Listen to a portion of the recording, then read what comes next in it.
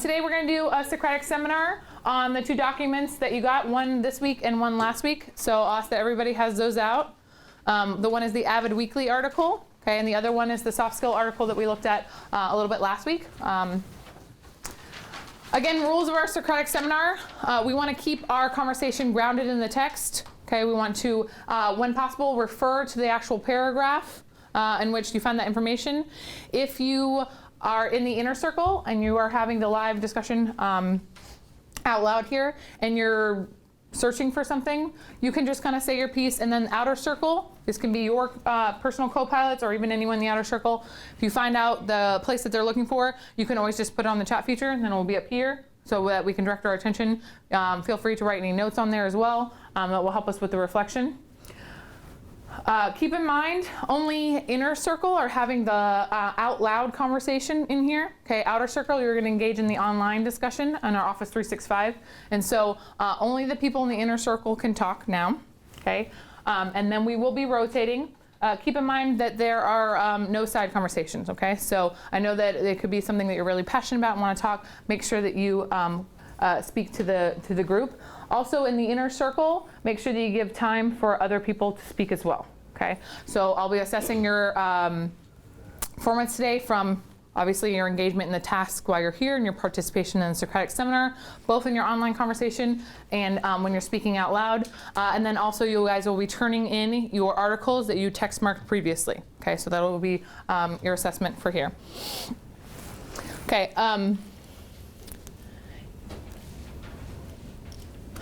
Also to keep in mind, this is not as controversial as topics as other things that we have discussed.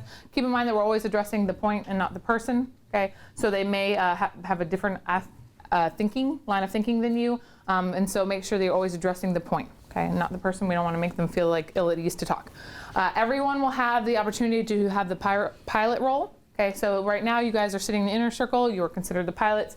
You have your co-pilots flanking you that are there to support you, but we will have opportunities where we rotate and talk to each other and kind of regroup. We want to make sure that our conversation has a starting point and then also an ending point. We want to show progression throughout the conversation. Okay, so when this group of inner circle rotates out to be in the outer circle, the new people going in, we want to make sure that they feel prepared to further the conversation. Okay, so we don't want to just keep reiterating the same points. We want to keep going with it. And so right now what I'm asking for you to do is to turn and talk to your co-pilots, and kind of see what kind of conversation could we have. How do you think it should begin? Okay? You have a minute and a half to do this.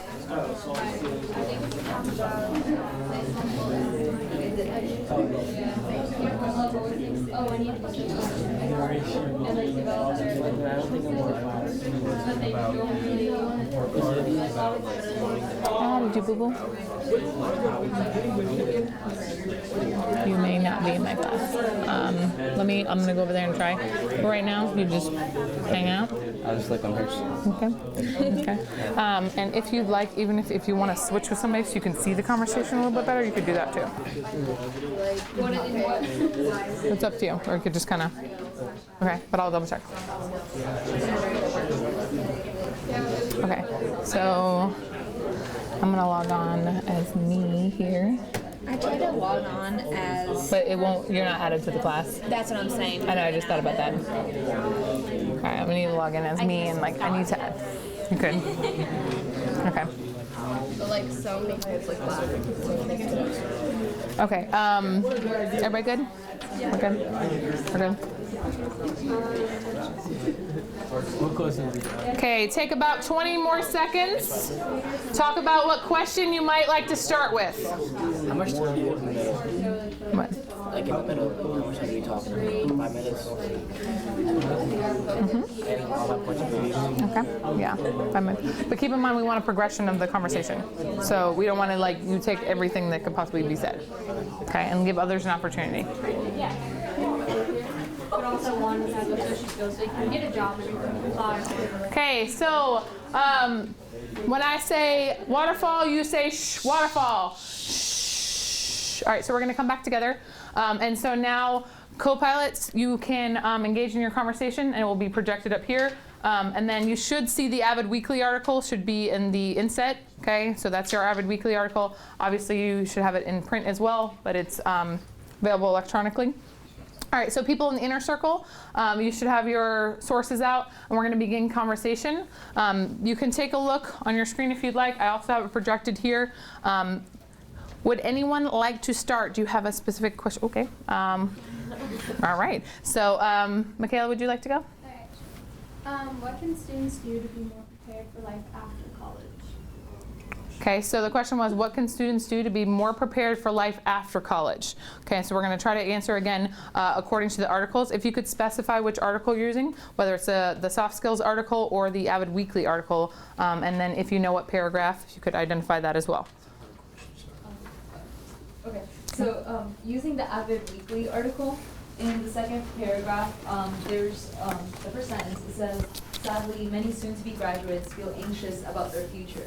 And I feel like that's a normal thing, but and it keeps going on and saying how they're worried about landing a job and networking and finding mentors. I feel like they would, like the goal is to get more support for them to feel comfortable enough in what they're gonna do for the rest of their lives. Because they're worried about, like, you worked 4 years plus to get that one major, but then you might end up not working in that field. You might be like working at a Publix or something else that has nothing to do with your college life. In that case, wouldn't we, well, I think a good solution would be to try to tell students to be more open and maybe at least try to have something that you can fall back on in case that job prospect doesn't work out, it doesn't help something, like if you apply to go become a doctor and that doesn't work out, at the same time you could try like going in business, you could try at the same time like on the side doing business, just in case if that prospect doesn't work out.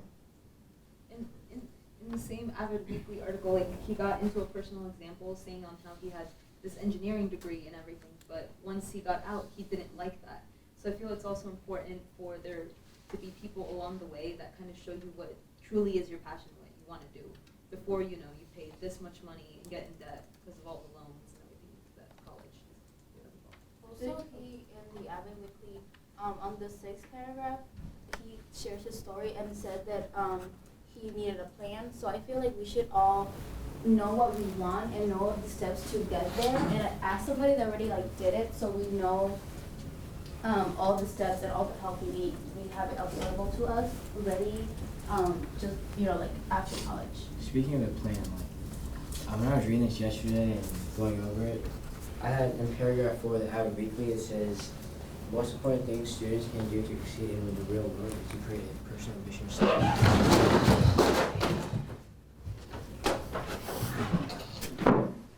Does anyone know what a personal mission statement is? A personal mission statement is sort of like when you just sit down and you try to think about what you're going to do next in your life. It's not thinking short term, it's thinking long term, where you think, why am I taking this class? What is my future to it, and what job do I want to do once I finish with it? Because I feel a lot of us, because we're so focused on work, we keep thinking short term, we don't tend to think long term. We just want to be done with the assignment now, we just want to get what's done tomorrow, and thinking what we're doing in the future, what our job is, at time, it can take a back seat to it. I feel like that also applies into the other article, like calling on business leaders. If we're so focused on now, and grades and stuff, that they're not really applying it to the soft skills and stuff. Where it says in paragraph 3, almost 90% of business leaders have a hard time finding employees with soft skills. People are so obsessed with having the best GPA, getting the best SAT scores and stuff, that they're not really developing skills to be a good employee and just person in the community. I think there should be classes where you have those soft skills. There should be classes for those that not just to help your GPA or anything, but it says in paragraph 10 of the Avid Weekly, there's classes that are like that. And I think, and I just think that everybody needs those skills, and it helps. It's very beneficial for life after college. And also the title of Avid Weekly is helping students find themselves. Don't you think that college is a place where you find yourself? That college is about that. So. But in the article, they said that those classes are kind of at like a college level, but once you're in college, this is education that you're paying for. So do you guys think it would be like constructive for a person to start learning these soft skills like like even when you go straight into school, that way you apply them as you get older and they're incorporated into who you are and you don't just get thrown That's at a good them. point. Are you saying that like you're in college and you're taking these soft skills classes? But that's like, in my opinion, that's like a waste of money. Yeah. Like, I don't know who want to go to college and waste their money on soft skill classes. I'm just going to jump into inner circle. You have 1 more minute, okay, for discussion. All right, and then on the board, it says how does like soft skills help you in the real world? I believe like interacting with people is like the best way to like get a job and like be successful in life, because like nowadays we have like so much technology that like we don't really like have the face-to-face value, like not FaceTiming, but like actually like interacting and like seeing face expression of like a person like one-to-one like conversation. So I feel like that kind of helps you in the real world. I actually have a question. It was on the calling on business leaders. Now, in paragraph 1, it states that the report card doesn't give like a direct link or a way to show how a student is good at communication skills. My question is, however, that how would a school measure how good someone is at a soft skill? Because that can be very subjective and can vary depending on what you're pursuing and what job you want. And I feel that's why a lot of them might not see the benefit in doing a soft skills class, because you can't really measure it with the current grading system that we have. Okay, so I'm sorry, I'm gonna jump in. I'm gonna ask for us to do our first rotation of pilots. We're gonna go into that discussion that you're gonna have with pilots on Ethan's question about assessing the soft skills. How would that be assessed?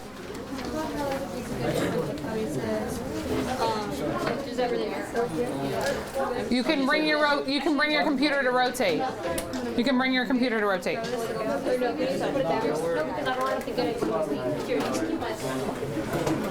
Are you guys Trent's co-pilots? Yeah. Okay, so then one of you. Thank you for not dropping the computers. Good job, guys. Although Nate's not sitting down yet, so. Let me get your computer. But he's him. You're you. If you logged in as you, that way when your conversation comes up, it's you. Why does yours say 17, mine says 10? Because our messages are coming up. Yeah, me neither.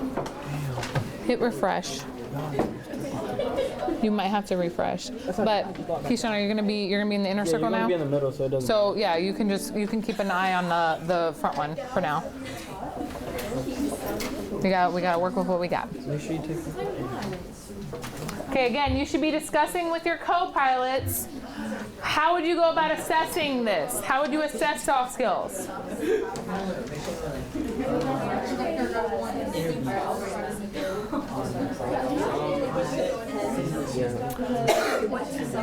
And you guys can even think about like right now in your classes, how are soft skills assessed? Classes that you're currently in. Soft skills are kind of assessed by usually how much eye contact you can maintain with somebody. Usually it's by the amount of handshake that you have. It needs to be like a middle ground, not being more firm and not being loose, but not. Try to reload it and see. Yeah, etiquette and Do you want to try maybe one of the newer computers? You want me to switch it out? I can grab the newer one for you. And maybe it's just that little one.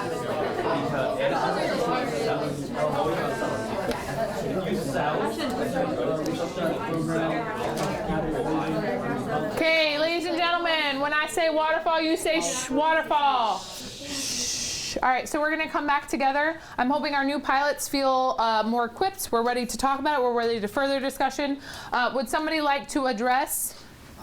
Would someone like to address? Okay. Oh, well, we got a lot of conversation. Okay. And so, anyone in particular like to go? Okay. Good. About what Ethan's question was last round, it was like, how do we assess our soft skills in school? We can do basically every soft skill is done in an interview, so we can do mock interviews in Avid class, stuff like that. In addition to that, my co-pilot brought up the point that the soft skills are really measured in like your etiquette in class, so more about getting the point across, so people can understand that you have those soft skills and that you can really interpret them and use them. I don't think it should really be used for grades either. Like, I know that was mentioned. I say more, it's a lifelong skill that you need to have. I think it should just be practice, if anything, instead of grades. My co-pilots brought up that it's more, they think it's more so used when you're younger, like maybe your parents should teach it. You guys? Not all parents do that though. It's just be their choice if they want to raise it that way. Okay, make sure we bring it back to the text too. Otherwise, if like the parents don't teach it, I think maybe the school should offer a class to help the kids learn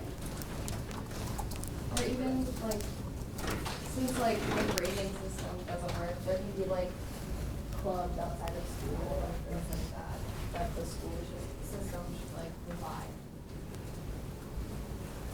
Okay, and at this time, if you have another question that maybe you had written down or you discussed with your co-pilots, you can bring that one forth. Someone asked, what if there was an AVID for college? How could that contribute to helping with soft skills? Well, I think that it would help a lot because when you're younger, that's when you need to get those skills. And if college provided that, then you should learn. Okay, so building on that, so you guys have AVID here in high school. Okay, what do you think that we are touching on as far as soft skills? What things do you think that in our classes, what are we touching on soft skills? What kind of soft skills that are described in the article that companies are looking for, what are we touching on here? Well, we do mock interviews, and we also, with TRFs, like twice a week, we have to talk in front of people and like interact with people and ask questions. So even right now we're doing that, Yeah, exactly. Like, we're letting everyone take their turn and like showing patience and courtesy. Yeah, what she said. Okay, what do you think that could look like at the whole high school level? I think we all could benefit from it. You know, there's like kids that were like, say, homeschooled or something, and they don't have the same social skills as like we had growing up in a public school. So they could definitely benefit from that too. Everyone's at a different level. So I'll use that. Okay, are there any other questions? Anything in the electronic conversation that's coming up that maybe you wanted to address? Yeah, in paragraph 7 of the AVID Weekly, it mentions a personal vision statement. How could that help to contribute to the development of soft skills?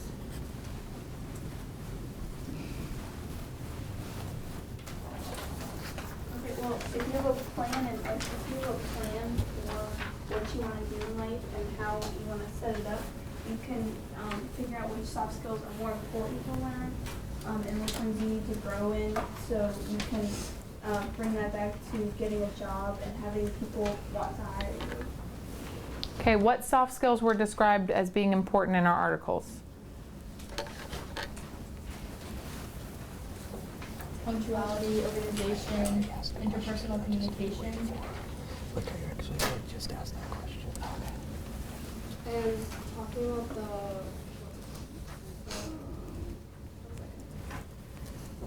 the personal like mission statement, paragraph 2 also talks about like organization. So having a plan is organized,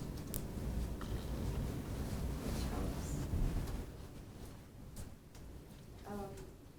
Ethan said paragraph 11 of AVID Weekly says that the most important soft skill is the ability to take risks. Is AVID teaching us this, and if so, what way?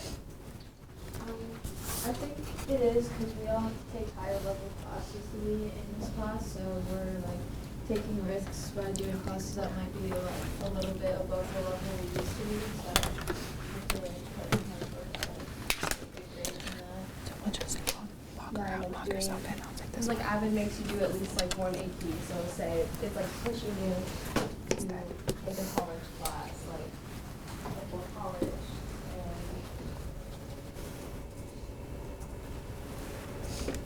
Things like that.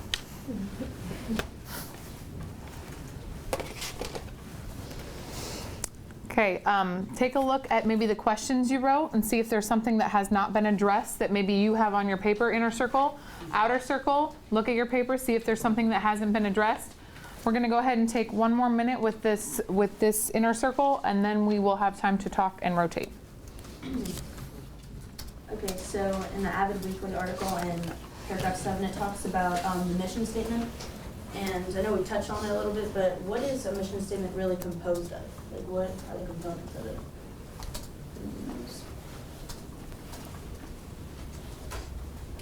Okay, so within that paragraph, actually, paragraph 6, it says that in the mission statement, it's like what you will find in life, like overall, rather than like just in the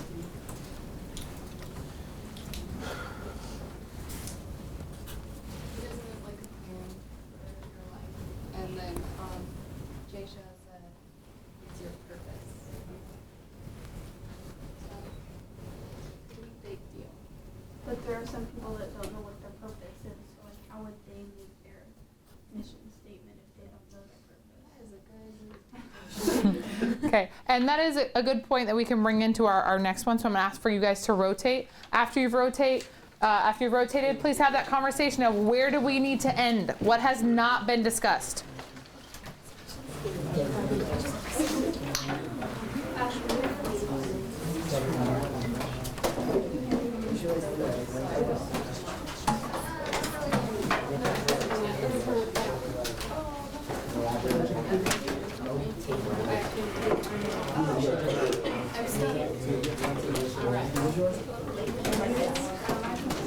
Okay, go ahead and take, it's about 2.5 minutes for that discussion. Where do we need to end? What has not been discussed? Keeps it going to, I think, her. You have to log her off. I did, like. The whole computer? Oh.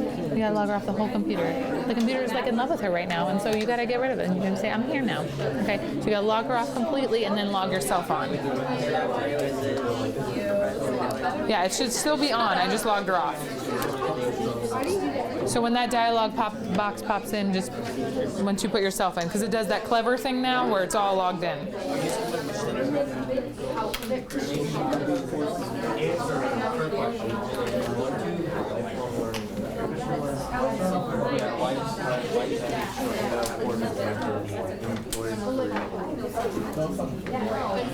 Okay, so make sure you guys touch on what has not been touched on.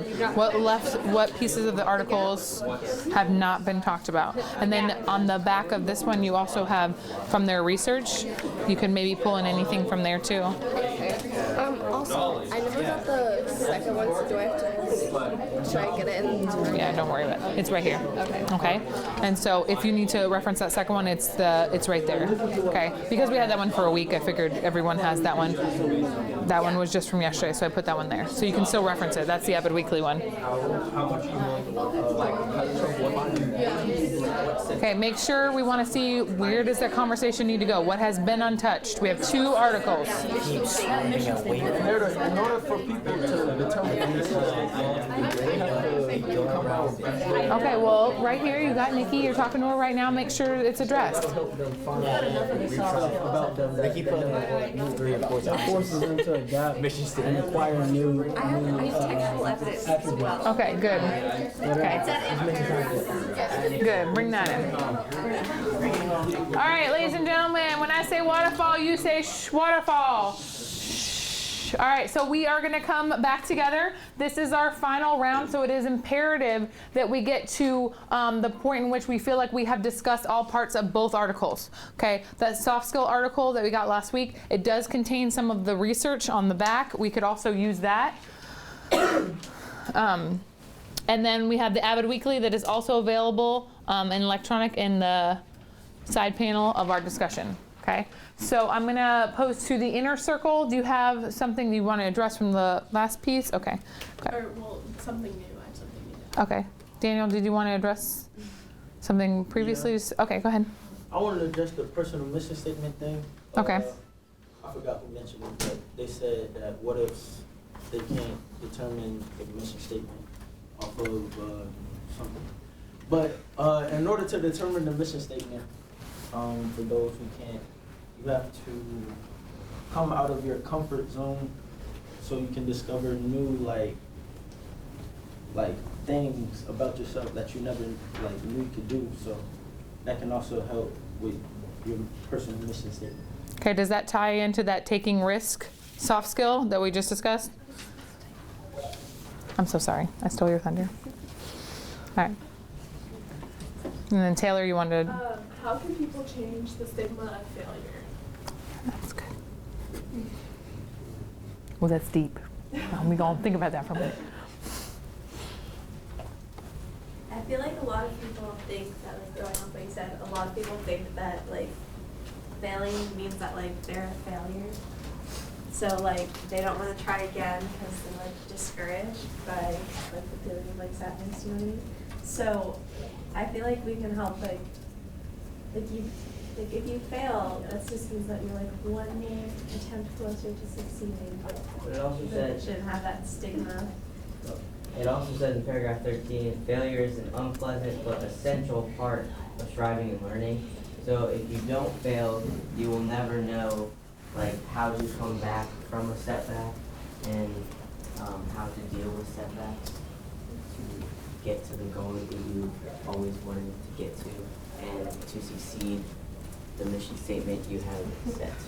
Also in paragraph 13, it says that trying hard and taking risks and getting out of your comfort zone are all necessary, which, like, taking risks and getting out of your comfort zone are, like, some of those soft skills that I talked about earlier. So, like, it all ties together. And I feel like a lot of people think if you fail, then like, it's such a bad thing to fail. But really, when you fail, you realize maybe this isn't what I want to do, and you need to make a new plan that ties back to like the mission statement and everything. Okay, so what steps can you take to get out of your comfort zone? You could talk to like a professor or somebody that you're comfortable, like an adult that you're comfortable talking to. Because it says in paragraph 3, it says professors like me must do more to help students succeed after they leave college, both in life and in their careers. So most adults are happy to help young people through their difficult times.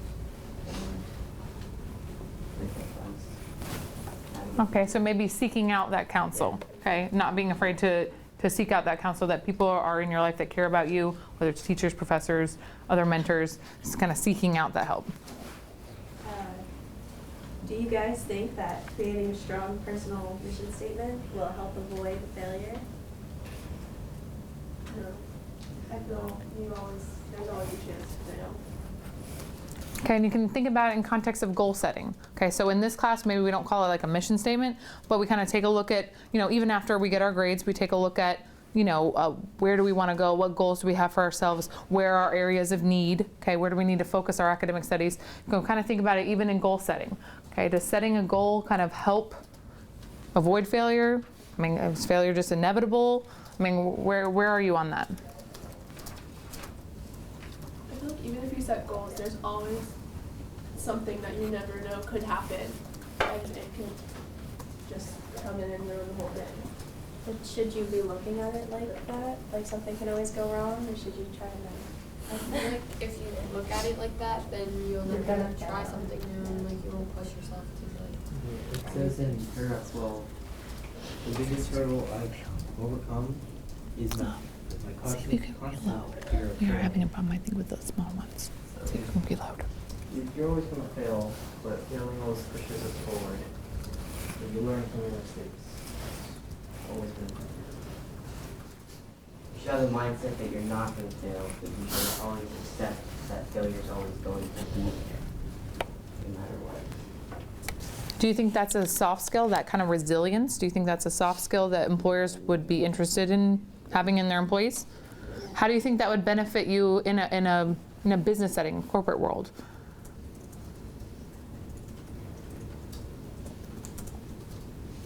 Well, you might get the job if employers like that more. As it says in paragraph 10, employers care more about ethics, critical thinking, like and along with a mindset of lifelong learning and a strong work ethic, and about, for example, an employee's college major, and like showing that they try as hard as they can no matter what. Failure, no failure. Okay, if you think about it like that, like if you're in a business setting and maybe you make a pitch, okay, customer doesn't actually pick you, are you thinking that they're wanting an employee that like, okay, well let's see, let me analyze that. What could I have done differently maybe next time that I do a pitch for a customer? Would they like that, or would they like someone to be like, oh, I failed, I can't do this, and go cry in the corner? Like, what do you think? Okay, and think about it in context of even now as teenagers. Sometimes you would exaggerate. Sometimes, okay. Sometimes you'll exaggerate the level, okay, that something actually will affect you for the rest of your life, okay. And so, kind of be thinking about that and thinking about the resilience. We're going to go ahead and take another minute and a half for this group, okay. Make sure that you're touching on things that have not been touched on, and what do we need to kind of close out our discussion on this to make sure that we've had a full, complete discussion. Is how society responds to failure influential in how we view the whole concept? I think so. I feel like That goes back to like the stigma. Yeah, like everyone in- thinks it's such a bad thing. like in paragraph 13 of the Avid Weekly, where it says, "But failure has a stigma it doesn't deserve." Like, although failure is unpleasant, it's essential and it's part of striving and learning. So I feel like if you don't fail, kind of like what Sebastian said, like if you don't fail, then you can't succeed.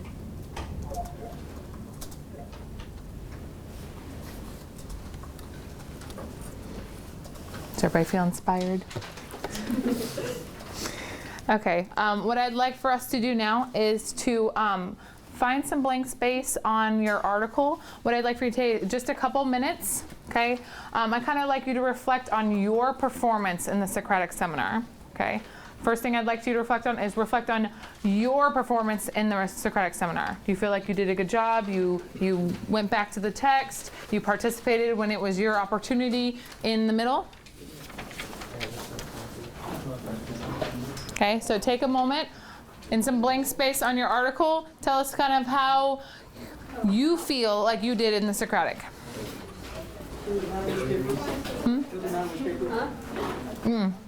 Okay, you can just reflect on your performance. And you can start off with my performance, okay?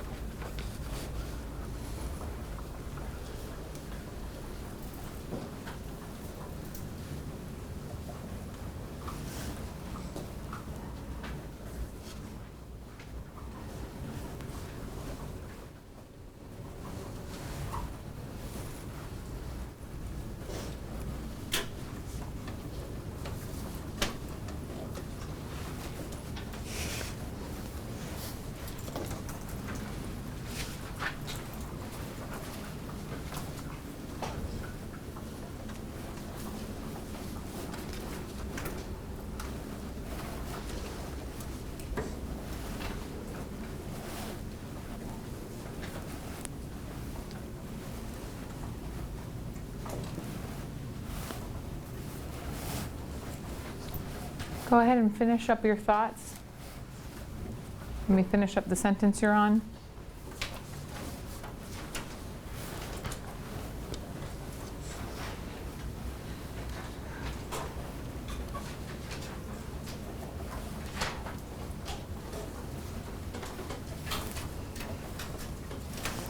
Okay, I would just like to address everybody and say that I think you did a phenomenal job.